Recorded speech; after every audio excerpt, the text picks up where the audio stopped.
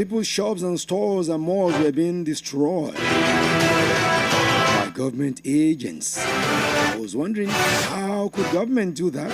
I thought we were for the people. I rushed down to Ibadan, rushed down to the place. I saw things for myself and I was so sad. How can we destroy people's ways, people's means of livelihood in the name of modernization, in the name of civilization, in the name that we want to remodel things? How long time were they given? How much time were they given before these demolitions happened? It was a very, very sad experience I saw right there. One of the things that stressed me up, I made my voice to be going gradually, and I hope I don't lose it finally. Thank you for joining me once again on Politics on Melody 100.7 FM. It's good to be here. All the way from Lagos back to Ibadan. Thank God for safety. Thank God for God. Thank God for His mercy that endures forever. I'm back again this beautiful afternoon. Or is it evening? On Melody 100.7 FM. It's Politics on Melody. And it is the second edition of the show. We started last week. Thank you for all the good things you said about the show last week. And today again, we're about to go gaga once again. My name is Pretty Adegoke. You call me the finest on behalf of Moses, Marcos M. Black, Elijah Hidayat, Oyewole Adeto, and every other person that is real making things happen. I say welcome to Politics on Melody. You know how we do it? Different segments of the show. First segment, we take you through political happenings, the latest news of politics. Then we have interviews, actualities report, and as well live appearances. That's how we'll be doing the show every week. So let's begin to roll now. Let's get down to business. Welcome to the show.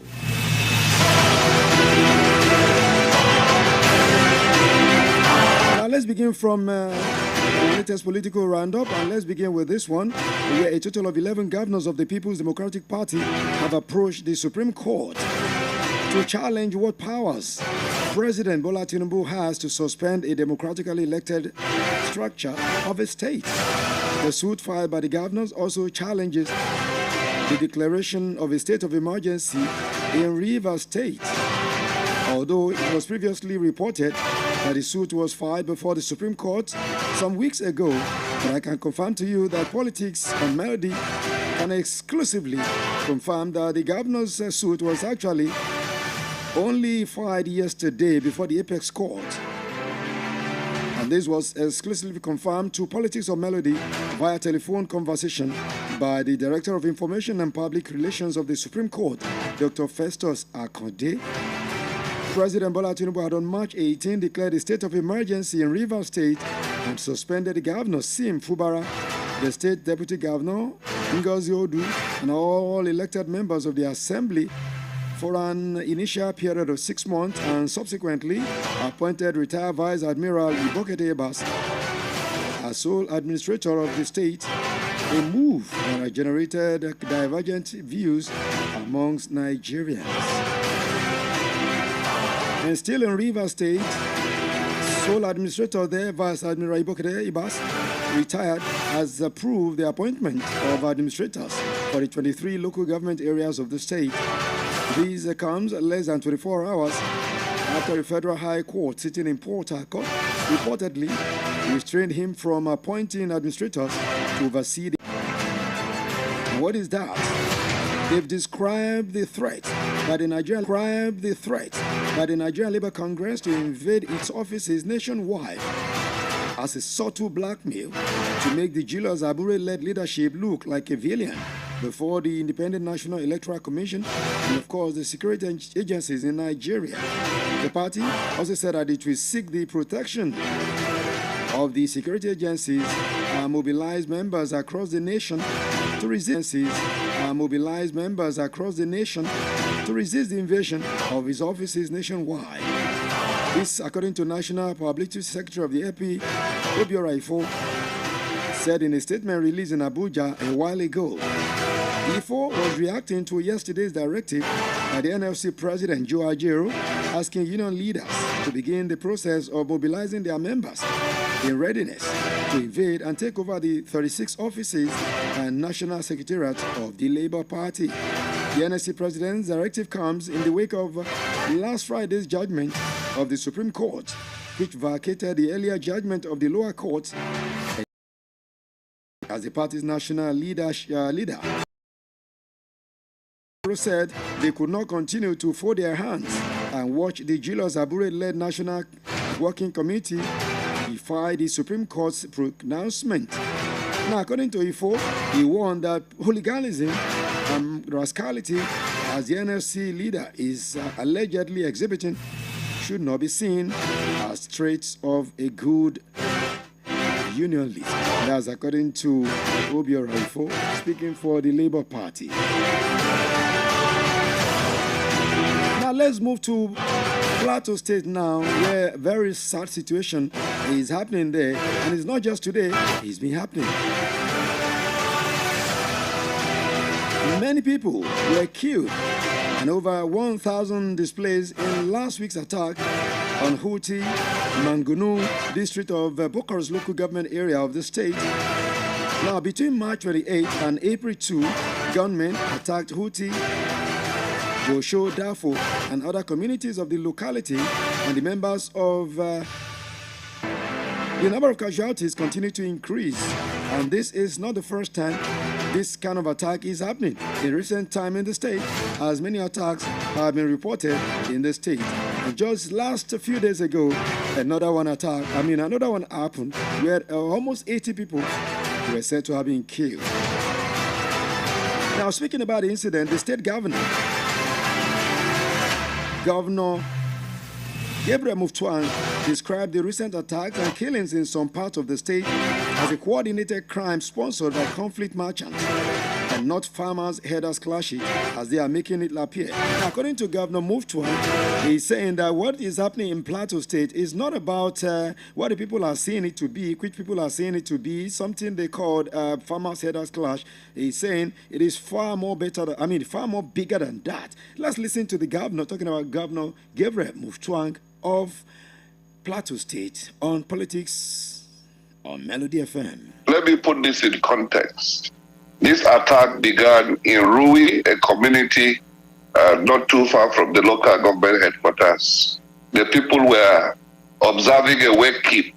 You know, they lost someone and they were in the state of mourning, and suddenly they opened fire on them. It wasn't even in the dead of the night as such. It was late evening, and late afternoon rather, I would put it. And so it gives you an idea that these attacks were not provoked. They were not a reprisal attack. We have no report whatsoever that any of these communities looked for trouble before it was unleashed on them. So you begin to ask yourself, what is the motive? And at this point in time, I have no option than to conclude that these are terrorist organizations who have been unleashed upon the people. And what is the target? One thing we know about the land, the areas where these displaced attacks took place and the people have been displaced, is that this is a very fertile area where a lot of food produce comes out from. It's also very rich in mineral deposits. And therefore, we've observed a pattern over the years where there are mineral deposits. There's a deliberate attempt to push out the people so that the land can be taken over. And also at the onset of the farming season, we've discovered a pattern where they come in, attack the people, and then destabilize them so that they cannot farm for that season. Where they manage to still farm, another wave of attack comes in during harvest. So these are patterns we have established over the years. What have we been doing? We have been trying to ensure that where they intimidate people, we go in, out, and assist them to cultivate those farmlands so that they don't lie fallow. And we have been using the agro rangers of the civil defense. We bought motorcycles for them. They go around these farms round the clock armed to try to protect our farmers. That is why from December 2023 till this moment, we were able to enjoy a state of peace for over 1 year. Plateau has not had it so good. And then suddenly this attack came in.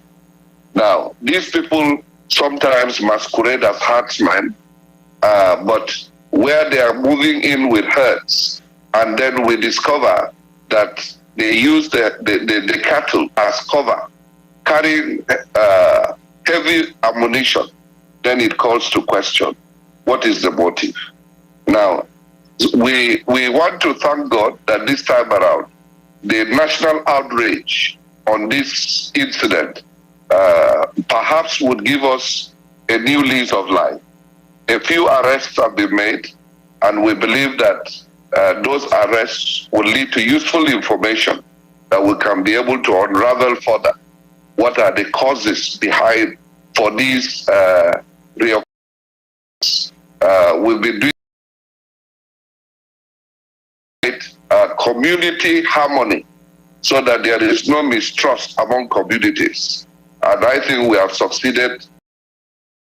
Largely we have succeeded. But this particular attack took us on the blind side. And honestly, it's quite devastating. It's quite disturbing. And we are doing our best to unravel what the causes are and see how we can find a permanent solution. Governor Gabriel Mufwang of Plateau State speaking there concerning what is happening in the state and the attacks here and there.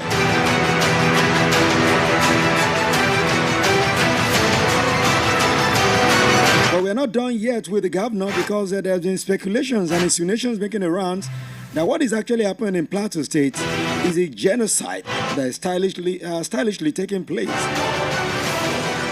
And people are saying successive governments are watching this to happen, and one day the entire Plateau State will just be taken over by people of people who have come from different places who might not even be Nigerian. So if it's a genocide, what does the governor have to say about it? To be honest with you, these attacks are not new. They've been going on for the last 10 years or more. It's just that they were never brought to national attention. In Bokos particularly, Bokos is one of God's gifts to Plateau State. Beautiful landscape, great mineral deposits, and so, but it's a very treacherous terrain. These communities that have been recently attacked were part of the communities that were attacked in 2023, but they survived it. They rebuilt themselves. The Rui community that was first attacked lost about 17 people in 2023. But they bounced back to show you the resilience of the people. Now, if these kind of attacks have been going on for close to 10 years, it tells you a story that there is a deliberate, conscious attempt to clean out populations, and for what reason other than to reoccupy.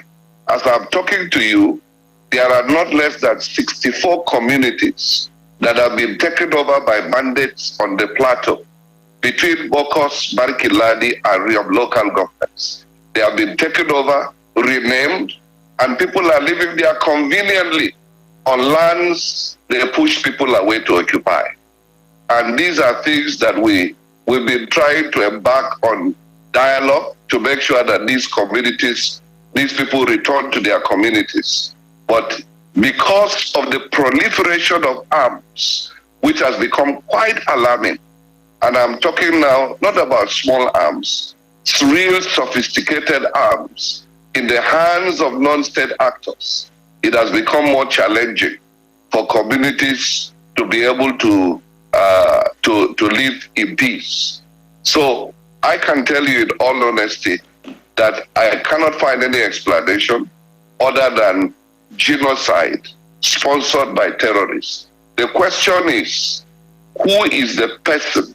Who are the persons behind the organizers of this terrorism. This is what the security agencies must help us to unravel. We must come to the point where we know the sponsors, because it is not just the work of ordinary people.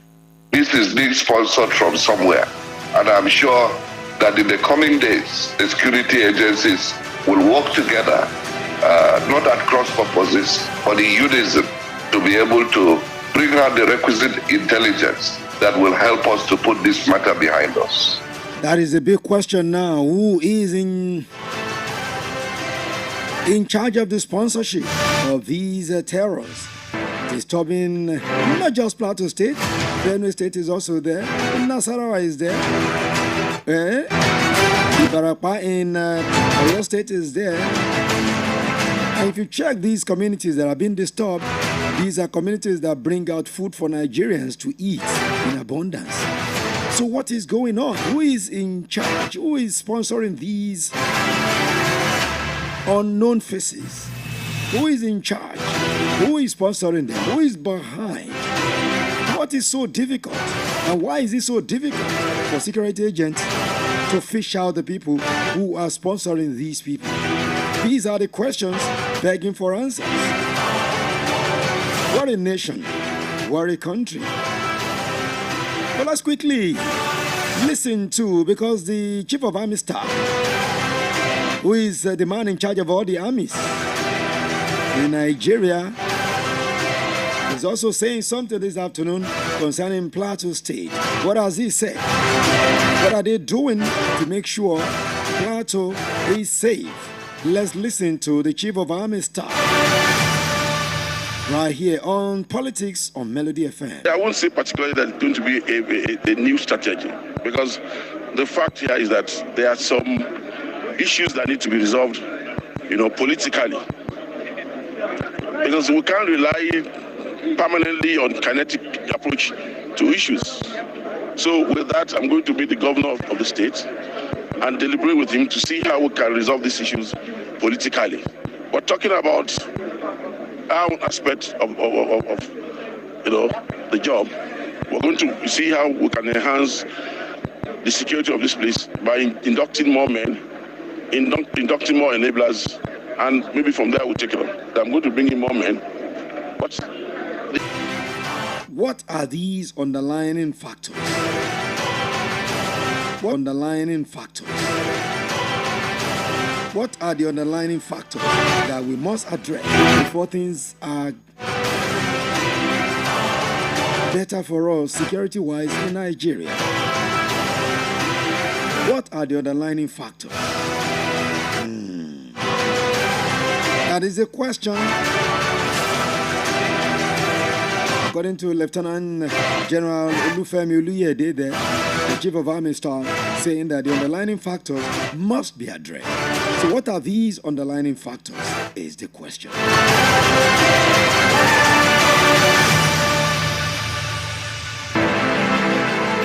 It's Politics on Melody, 100.7 FM in the city of Ibadan. My name is Pretty. I'm taking you on the latest political developments in Nigeria at this time. I'm trying to get on to Jos Plateau State to speak with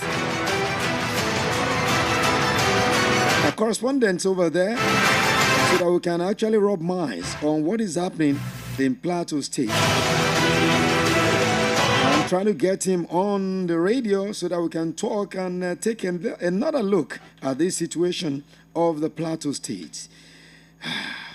Because my man, all the way from Jos, his name is Samson Omale, he's a senior correspondent. Of course, they're trying to speak with him so that we can have what is happening in Plateau State. His phone is ringing, he's not yet picking.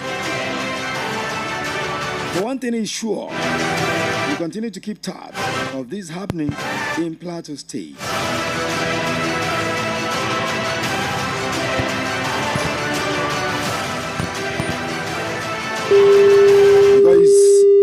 Okay, the phone is ringing, trying to get on to Jos in Plateau State. Okay, we'll keep trying that one. But in the meantime, I've asked some questions on the show this afternoon. First, concerning the Rivers State situation. The man who is taking charge of the state right now is Abbas. He is the Vice Admiral, a retired Vice Admiral, and he's the one in charge now. He used to be a Chief of Naval Staff before. As a Chief of Naval Staff, he was in charge of so many things. So it appears the man is also going against the court's ruling, the ruling of a court by instituting and constituting boards, parastatals, and of course 23 local government agencies, administrators in the state. And some people are saying what is playing out in River State is a script that this man is just acting. While some others are asking, why is he going against the order of the court? And for Plateau State, the big question is, who is in charge? Who are the people behind all these heinous acts of killings in Plateau State? It appears the people at the top of situations in Nigeria or at the helms of affairs in Nigeria don't actually understand that war have been declared on Nigerians. Because what it looks like right now is these criminals from different places have declared a war on Nigerians and on Nigeria as a nation. But how come the leadership of this country seems not to be seeing it this way? We continue to do politics. The governance is suffering. That is what someone said at the scene of the demolition of shops at Aligongo. As we talk right now, everything has been brought down by agents of government of your state. People are saying, where is the governance if the people are suffering this way? The same question people are asking concerning Plateau State. Where is the governance if people are being killed every day like rats, like chickens? Who is after the plateau? And by extension, who is after Nigeria as a nation? We'll get to your cause in a jiffy. But let me just quickly have this short breather, and I'll be back at the other side. It is Politics on Melody 100.7 FM.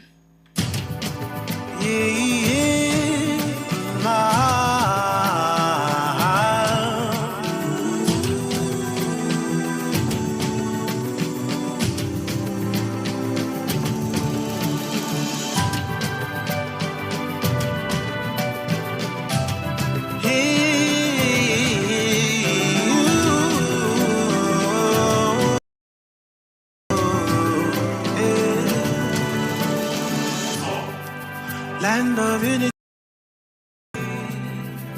land of peace. This may sound funny, but when I look around, that is what I see. Land of such ethnic and cultural diversity. A land so rich, giant of Africa. Indeed.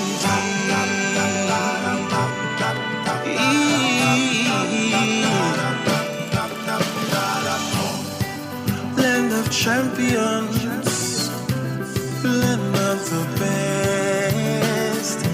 In the midst of the adversities, we stood the test. Yeah, yeah. And through all the mess of these years, one day we'll come clean. I love nature. I love the green, white beam.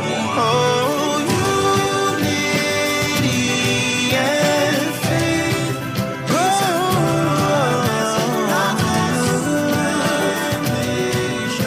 God bless Nigeria. In the midst of the abundance, So many people know they enjoy the benefits of the plenty things we get from under our soil. But I hope that one day we go change our ways so that for the future generation, Nigeria will be a better place.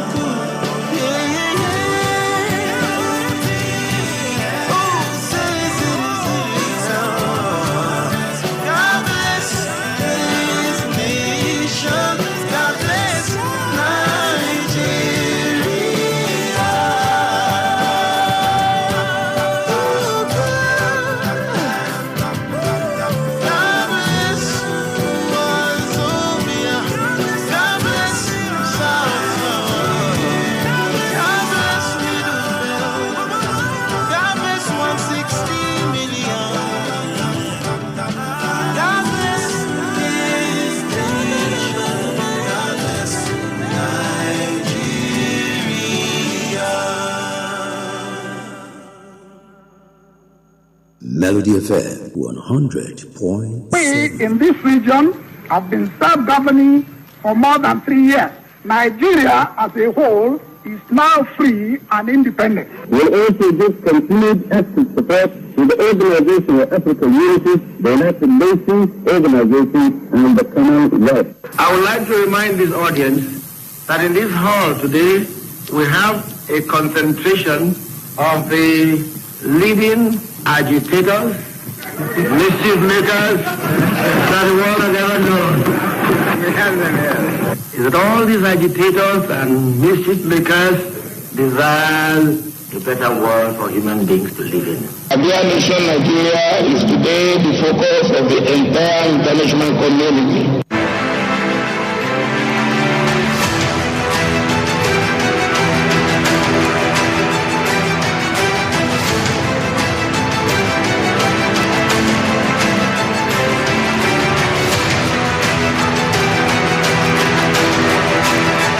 Okay. Thank you for being with us still on Politics on Melody 100.7 FM right here in the city of Ibadan. So many things that to talk about, and we are talking about them one after the other. Yes, from Plateau State, let's go back to, there's an adage in Yoruba, or a saying in Yoruba, they say, "Iwola no iwole ni bi ekun akoko je." It means what they are saying is wrong. It's supposed to be ekun akoko je. Okay, I'll leave that one for LYD. But now the issue that keeps recurring, the name that keeps recurring, but for the wrong reason at this time in Nigeria, is President of the Senate, former governor of Akwa Ibom State, Senator Godswill Obot Akpabio. If you mention his name now, the name is not being mentioned for anything positive. It is for something negative, something controversial. That is what Akpabio is all about right now in Nigeria. It's not me that is saying it. It is what Nigerians are now seeing Akpabio for. The way it is right now, some people have even gone out to say, they've gone ahead to do content on social media about Akpabio. That once you mention Akpa, before you even put the BIO, it's controversy. The latest is former senator representing Adamawa State, Senator Elisha Abo, has also come out to allege that Senator Godswill Akpabio is a highly vindictive man. But when you talk about vindictiveness, Akpabio is the one that best describes to fit in that name. I mean, that word vindictiveness. He said a whole lot of things concerning Akpabio.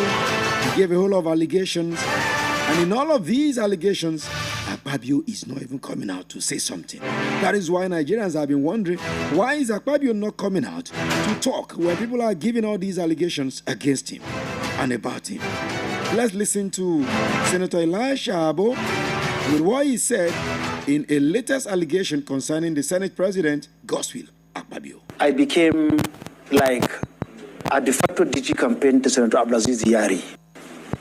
In this very place where we are in Telescope Hilton, Akpabio came to my hotel room around 2 a.m. and pleaded that I should work for him. And I told him that I will not work for you because I'm already committed to Senator Yari. And these are my reasons. However, I wish you good luck. And he came, he said he's a Christian like me. I should work for him to balance the Muslim ticket. And I told him, the testimonies I heard from the people of the 8th Senate wasn't a good one about you. And I told the Vice President when the Vice President called me to work for you, so I will not work for you. And one day they said there was a meeting in room, in floor 4 of Telescope Hilton, and they were dashing out $10,000. I told him I'll not collect the money. Now, after the election, one of these days we were in his house, and we had a lengthy discussion. And he started taking me around the house, and he said, "Do you know that I have a chapel in my house?" I said, "Wow, you have a chapel here." I said, "Let me see." He went and showed me the chapel. And in the chapel, he told me that, "You know, you are my brother." I said, "Yes." He said, 5 senators will leave the Senate. He said, 5. I said, "How did you know?" He said, "I'm the Senate President. I know five senators are leaving." And true to what Akpabio said, 5 of us left. I was no idea that I was penciled for removal myself. So, when I was in the Senate, I traveled to Kenya on a parliamentary assignment. I spent my own money, about $14,000. I submitted paper for reimbursement. They refused to pay me till this very day. Before I was removed, I already obtained Angolan visa to represent the Senate at the IPU conference in Angola. The practice has been, even if you're not a senator or a member of House of Representatives, as long as you are enough you are representing the country. In fact, former senators or former members of the House of Reps still represent Nigeria until new people come in and inaugurated. He told me back from the airport. That is Akpabio. My salary for that month, I was moved on the 19th by federal government rule of engagement. After 15th, you'll be paid your full salary. My salary, I was moved on the 19th of October. My salary was not paid for that month on the orders of Akpabio. And let me tell you one worst thing that he did. There are 109 senators. Now, 5 of us were removed. 2 left. Umahi left to become Minister for Works. Gadam left to become Minister for Police Affairs. Now making 7 senators left the National Assembly. Out of the 7 senators who left, Akpabio sent their official cars to their houses. Every senator that was removed from the Senate got their own official vehicles, leaving only Senator Abo alone. So the Darlington got his own. The 2 senators from Plateau, the other senator Ohere, the 4 of us removed by the court. They all got their own. And the 2, they left before me, that I screened them to become ministers. Because they come for screening, and then I screened them as a senator. They also got their own car. They left before me, yet they got their own car, leaving me out of the 116 senators sworn into the 10th Assembly. Because I challenged Akpabio, I was the only senator that they refused to give him the car. That is the vindictiveness of somebody called Akpabio. We in this region have been self-governing for more than 3 years.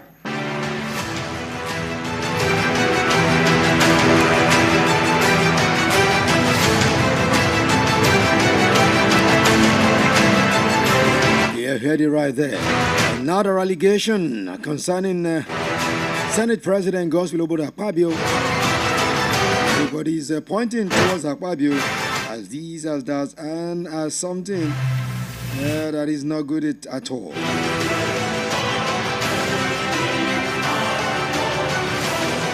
Many Nigerians are asking, why is Akpabio not talking in all of these situations?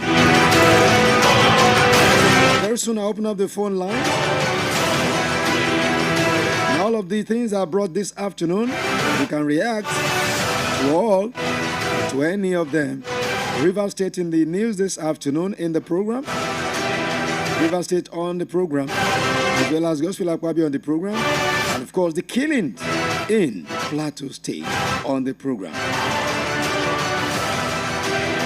I just got a text from my guest on the show that he had an emergency meeting, and that's why he couldn't take my call, because I wanted us to talk about the Jos situation, the Plateau situation, Boko situation, what is going on there. He apologized. He says I should apologize to the fans of the program.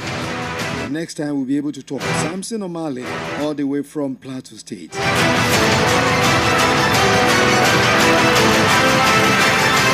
Now there's a latest story, a breaking news. This one is just happening. I'm getting it all the way from Abuja. That Lamidi Apapa. Lamidi Apapa is the one that was laying claim to be the chairman of the Labour Party before now. For the Supreme Court judgment. Now there's a story coming through right now from Abuja that Alhaji Bashiru Lamidi Apapa has announced himself the acting national chairman of the Labour Party, citing last Friday's Supreme Court's decision as justification for his takeover. They're speaking at a press briefing held in Abuja a while ago. Apapa refrains the judgment in appeal number, so he just gave the number, delivered on April 4, 2025, which was last Friday. Now, according to him, the Apex Court ruling invalidates all decisions and actions taken by Barrister Julius Abure since April 4, 2023. I'm just giving you this breaking news coming through all the way from Abuja. Media Apapa taking over as Labour Party chairman. Melody 100.7 FM. Sorry about my voice if you're wondering what's happening to his voice. I face a whole lot of stress in the last 48 hours. But I can't just come and answer the call of my people. That's why I'm still here on the program this evening. So let's take you on now. 0702 520 1007. 0705 507 1007. 0702 520 1007. And 0705 507 1007. We're talking about politics. Strictly politics is what we talk about this program. Nothing more, nothing less, just politics. Here on this program is Politically Speaking 100.7%. You can react to any of this matter before us on the program this evening. Elisha Abo saying the Senate President Godswill Akpabio is a highly vindictive man, and even everything that has been said about him by Natasha Apoti Udwaga actually true. That's what Elisha Abo is saying. I have the interview so long, and I just gave you a bit of it because of time. And of course, we are still also talking about the issue in Plateau State. The governor is asking a question, and I'm asking this afternoon, what are these fundamental questions, fundamental issues that must be addressed as the Chief of Army Staff is talking? So if these people, talking about the governor of the state, chief executive officer of the state, and the Chief of Army Staff are talking this way, then who are we, as citizens, not to panic because they are talking like they are panicking at all. It's very, very, very funny situation. It's not funny, but it sounds funny. That is the situation. If you ask me, now who I go ask? It reminds me of a song by Omawumi, because if the governor is asking such question, then who are we as citizens? If we ask such questions, who are we going to ask? If the governor of a state is asking such questions, then who, as Nigerians, who are we going to ask? Is the big question. God help us.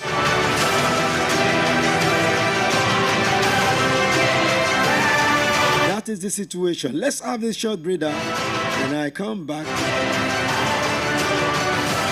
and start taking your call. 0702 520 1007 and 0705 507 1007. It's Politics on Melody 100.7 FM.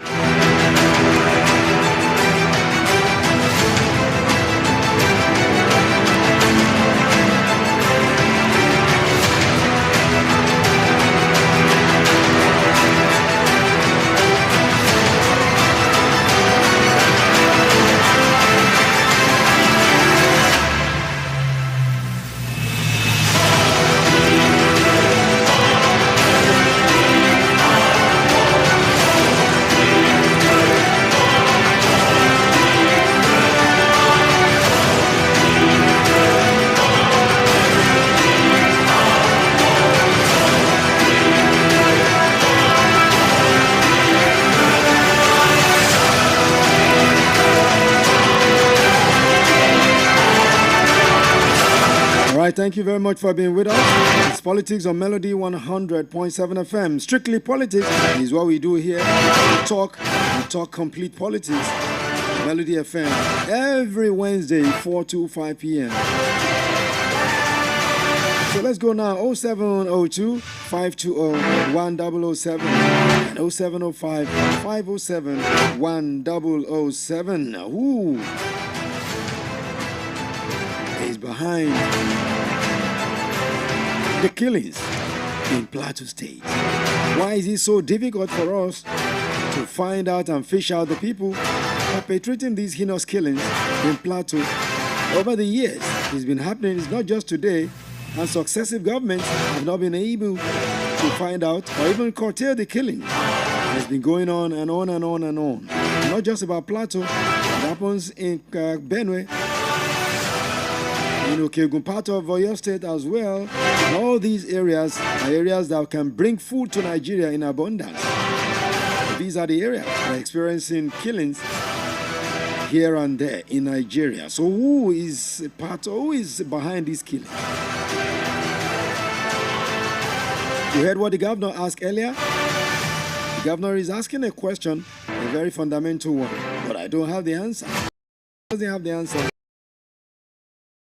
0702 520 1007 0705 507 1007. Which one do you want to react to? Is it Elisha Abo calling Akpabio a highly vindictive person? Or is it about the Rivers State issue where the sole administrator, some people say he's going against the court order now, appointing sole administrators for the different local governments there? Or is it about the Plateau State? 0702 520 1007. Hello, good afternoon. Hello, good afternoon. Hello? Okay, I couldn't get that. Please try to call back. 0702 520 1007. No 705 507 1007.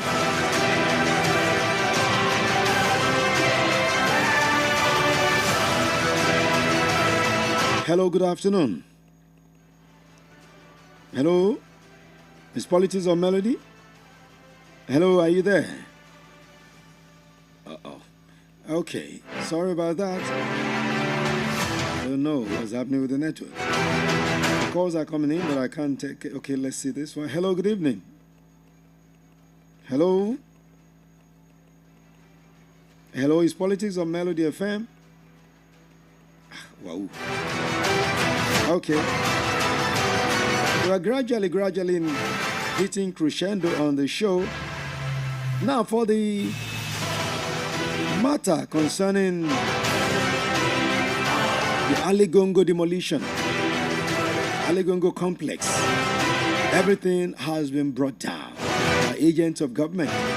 Some are saying it is the state government as directed by the governor Sheyi Makinde. Others are saying it is Lagelu local government. Okay? What we're going to do is we will try so much to get to the root. See who are the people that we can bring on to come and speak concerning this one. Because it's something that concerns the low-income earners. The majority of these people also voted for this government. That's the lamentation I heard them say when I got in there quickly before I rushed to the office. A whole lot of lamentations there that we also voted for Sheyi. Why did Sheyi do this to us? I saw people's goods being looted. But that's one very sad thing again about Nigerians. People's goods are being looted. People's wares being carted away. And some of these people that came in, these truck pushers, you see them bringing truck that they push here and there. They are cutting away people's goods because the people whose wares, whose shops were being destroyed and the wares were being left vulnerable. Some of them are fainted up. Some of them have been rushed to the hospital. Some of them they didn't understand where they were at that time. Blood, IBP. Some people have been suffering due to this. What happened this morning? Into this afternoon as it concerns Aligongo complex. What a sad situation. What a very sad way to lose your wares, even lose your life, because I understand someone has already given up. How are we going to be experiencing this? Already some people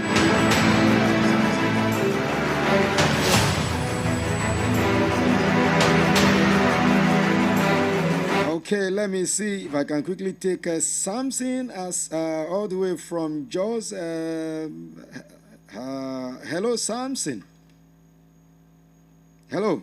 Hello, Mr. Pretty. Hey, Samson Omale, are you alive? I've been trying to reach you, and people have been expecting to hear from you on the radio. Good evening to you. Yeah, I'm sorry. I don't know what happened with the network at some point. I understand. My apologies. I understand. Well, we've been talking about Plateau State and all the issues with Plateau State, man. I know we can do this some other time because of our time is already going, but we can quickly in the next. Yes, can you hear me? Can you hear me? Oh, network issue. I actually wanted us to talk about this issue all the way from Plateau State. Is where we're calling him live from.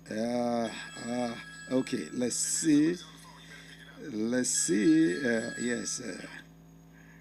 Let's see if we can do this. Hello, Sam. Hello, Sam. Are you there? Hello. Hello, are you with me? Hello, Sam. Sam, can you hear me? Uh-oh. Hello? Samson? Okay, sorry about that.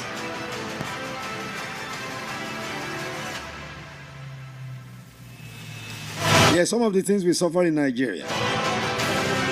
Bad network, bad governance, bad things happening here and there. Yet, people should take care of this situation. Are not even in charge of what they should be in charge. So sad. Well, as I was saying, we definitely see what we can do concerning the Aligongo issue. We'll definitely be speaking with the people and, of course, speaking with government as well on why this had to happen at this time.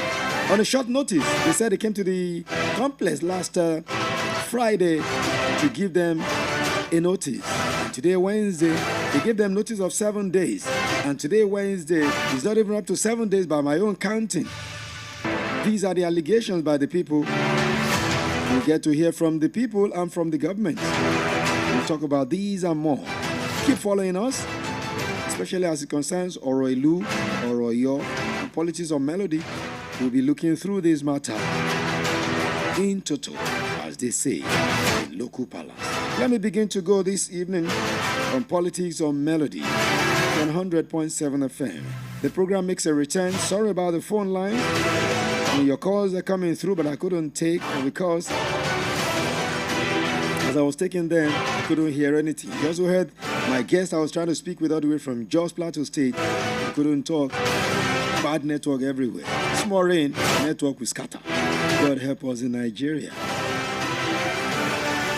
So thank you so much for being part of the show, Politics of Melody. Follow us on all social, Melody 107 FM, on Instagram, on X, on YouTube, and on Facebook, Melody 100.7 FM, and on TikTok, @_Melody 107 FM. And for me, follow me, Pretty the Finest at Degoki. Pretty the Finest at Degoki. I'll be here again on Wednesday next week for more Politics on Melody 100.7 FM. Thank you so much for tuning in. Hoping that you will definitely be there next week. But I'll be back later in the next 1 hour for the program, The Cruise Show. The Finest is here. I'll be back. Good afternoon, or rather, good evening.